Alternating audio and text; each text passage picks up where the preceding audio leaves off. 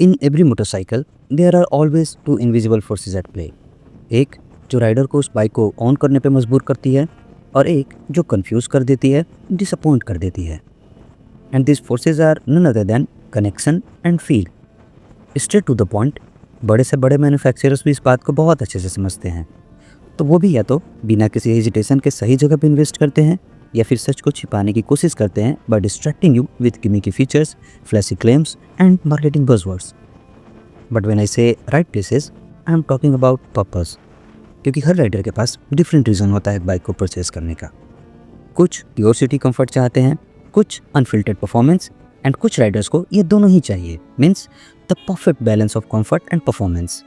सो to जज a machine like KTM Duke 160, हमें सबसे पहले पर्पस को सेपरेट करना होगा।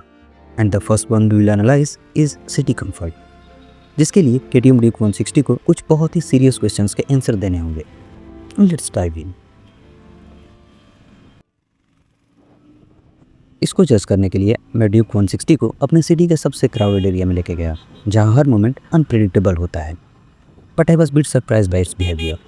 ऐसे बिहेव करता है जैसे कि सिटी कंफर्ट के लिए ही बना हो। थ्रॉटल रिस्पॉन्स बिल्कुल स्मूथ और प्रेडिक्टेबल फील होता है। क्रॉलिंग स्पीड को मेंटेन करते वक्त भी कोई सडन जक्स नहीं मिलता। इट्स लाइक कि थ्रॉटल को ट्विस्ट करते ही बाइक का हर एक्शन आपके माइंड से कनेक्टेड हो। No delay, no surprises. ये लिनियर मैपिंग और कैलिब्रेटेड ECU का मैजिक है। क्योंकि यूजली जब आप एक बाइक से लो स्पीड मेंटेन करते हो ऐसे ही सिटी ट्रैफिक में, उस टाइम पे इंजन पे हल्का स्ट्रेस आता है, जिससे या तो थ्रॉटल रिस्पॉन्स कभी ज़्यादा फील होने लगता है या फिर लेज़ी। बट ये इस प्रेशर को भी अच्छे से हैंडल कर लेता है। इंजन का सटल प्रेशर हर RPM पे मेंटेन होता है, जिससे आप अपने अकॉर्डिंग बाइक को राइड कर पाओगे, ना कि बाइक के टर्म्स पे चलने पड़ेंगे। और परफेक्ट सिटी कंपेनियन का पहला रूल ही होता है प्रेडिक्टेबल पावर डिलीवरी। अब देखो, मैंने कुछ 160s में नोटिस किया है कि जब आप उनको लो स्पीड पे राइड करोगे, गियर हंटिंग का प्रॉब्लम दिखाते हैं। ऐसा लगता है क्लच एंड गियर रेशियो को बैलेंस करना मुश्किल हो। इन सिंपल वर्ड, जब आप उनको लो स्पीड में लोवेस्ट गियर पे राइड करोगे, एक हेजिटेटेड पावर फील होगा।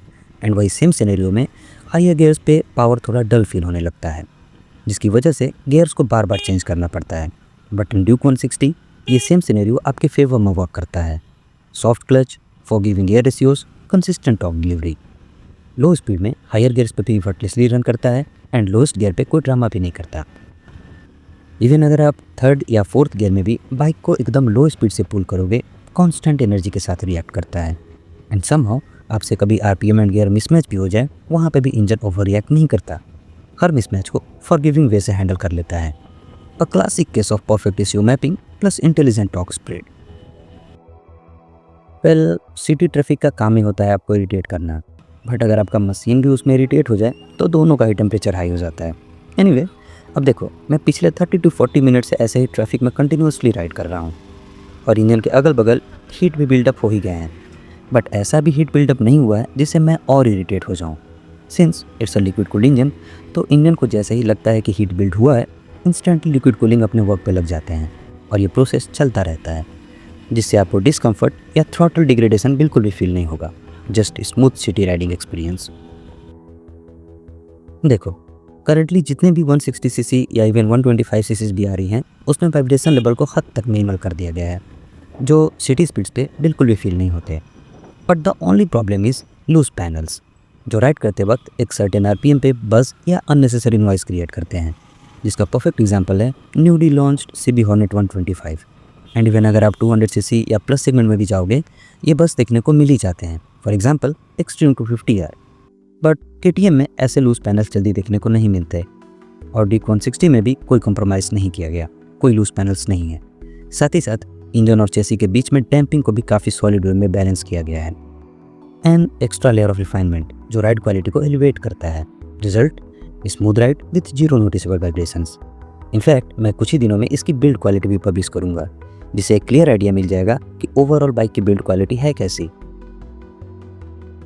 अब देखो, KTM हमेशा से ही अपनी एजिलिटी और सुपीरियर ब्रेकिंग के लिए जाना जाता है और यहाँ भी वही सेम DNA मिलता है। यू टर्न, क्विक लेन चेंजेस या टाइट कॉर्नर्स, हर जगह इफर्टलेस अडाप्टेबिलिटी देखने को मिलता है। And the plus point is KTM Duke 160 को एक बिगिनर भी बड़े ही आराम से कंट्रोल कर सकता है। Light steering effort plus perfect economics bike को एक निम्बल कंट्रोल देते हैं। बट हाँ, एक जगह है जहाँ थोड़ा डिस्कम्फर्ट फील हो सकता है, ऑफ रोड पैचेस या रफ रोड्स। फ्रंट सस्पेंशन थोड़ा स्टीफर सेट है, तो ऐसे रोड्स पे हल्का बाउंस मिलता है, पर ओवरऑल सिटी में दिस इज़ नेग्लेजिबल।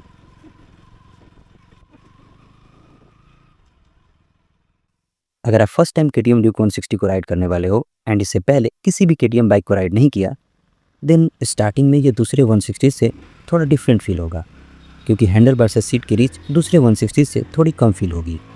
बाइक पे बैठने के बाद फ्यूल टैंक मस्क्यूलर की जगह कॉम्पैक्ट एंड स्पोर्टी फील देता है। इनफैक्ट फुटपेग भी थोड़ा रेयर सेट है, मीनिंग ड्यूक 160 का भी ओवरऑल एर्गोनॉमिक्स और डिज़ाइन स्टिल स्पोर्टी नेचर को सपोर्ट करता है। तो अगर आपका राइडिंग स्टाइल स्पोर्टी और परफॉर्मेंस ओरिएंटेड है, it's comfortable, but if you want pure comfort then यहाँ रिलैक्स पोस्चर नहीं मिलता। साथ ही साथ सीट की कुशनिंग भी उतनी सॉफ्ट नहीं मिलती जैसे कि दूसरी 160s में आती हैं।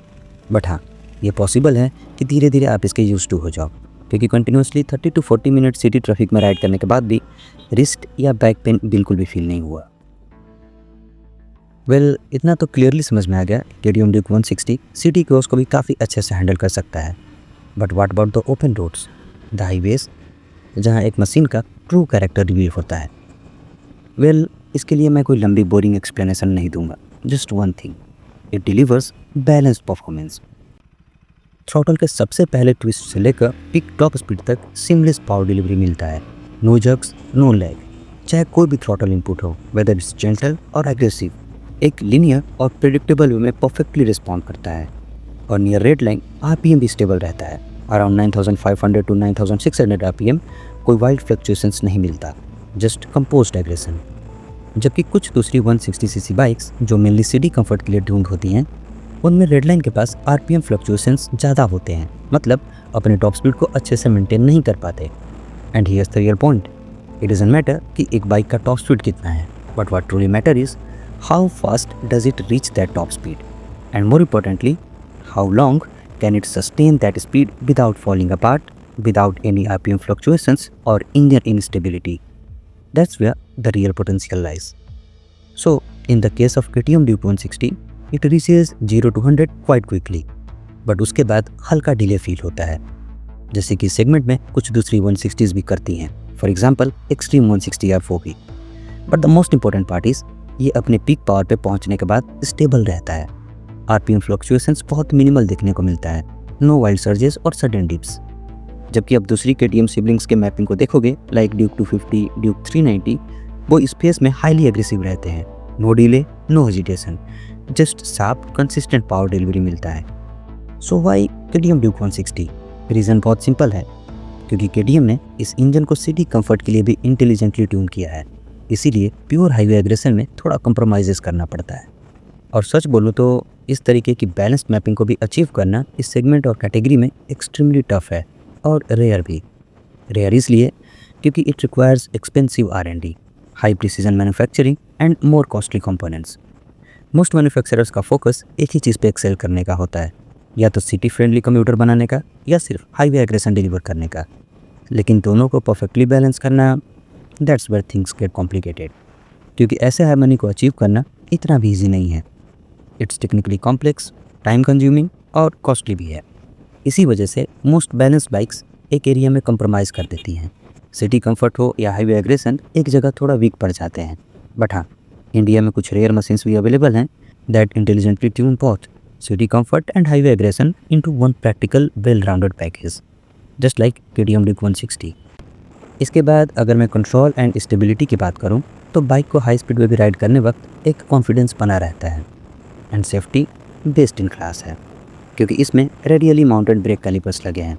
फ्रंट में 4 piston monoshock calipers with 320 mm disc and rear में 2 piston caliper with 230 mm disc, जो कन्वेंशनल कैलिपर से नो डाउट बेटर फील होंगे। प्रेशर डिस्ट्रीब्यूशन बेटर मिलता है, ब्रेक मॉड्यूलेशन ज़्यादा प्रिसाइज रहता है एंड हाई स्पीड पे स्टेबिलिटी को भी इनहेंस करते हैं। It's clearly made for confident, aggressive yet safe riding. So should you buy it? It depends कि आपका पर्पस क्या है, only city comfort, highway beast या बैलेंस्ड वन। KTM Duke 160 उनके लिए है जो बैलेंस परफॉर्मेंस चाहते हो विद स्पोर्टी एर्गोनॉमिक्स। और अगर सेम परफॉर्मर थोड़ा रिलैक्स्ड कंफर्टेबल राइडिंग पोस्चर के साथ चाहिए, देन एक और भी है जिसकी वीडियो बहुत जल्दी ही ड्रॉप होगी, सो स्टे ट्यून्ड। एंड अगर आप हजारीबाग झारखंड से हो देन KTM हस्कवर्ना शोरूम में डायरेक्टली विजिट कर सकते हो फॉर टेस्ट राइड और buying related query. KTM Duke 160 available है। Till then ride hard, ride safe. On track, now we gon' way up. W's as easy as a layup.